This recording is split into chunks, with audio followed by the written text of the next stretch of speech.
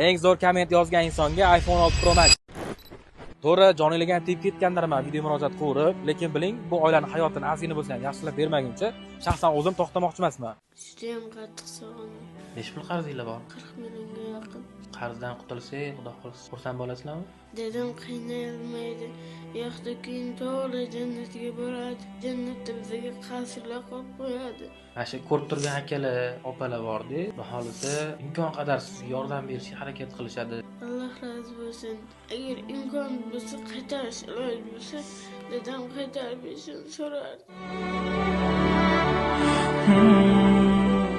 Eng zo'r komment yozgan insonga iPhone 6 Pro Max desam, kommentariyalar to'lib toshishi aniq, lekin mukofoti jannat bo'lgan ishimizga munosabatimizni bitta ko'ring. Bir hafta 10 kun harakatlarimiz natijasida kartalarimizga 1,90,000 so'm ehsonlar kelib tushgan. Aslida yig'ilish kerak bo'lgan summa 40 million so'm. Agarda biz birlashsak, juda ham katta kuchimiz. Sizlar bilan birgalikda bu summani juda oz fursatda yig'ib berishimizga ishonchim komil. Muammolarimizning yechimi bilasizlarmi nimada? Qisman ehson qilishimizda, yaxshiliklar qilishimizda bu videoni ham ikkita do'stingizga yuborib qo'ying.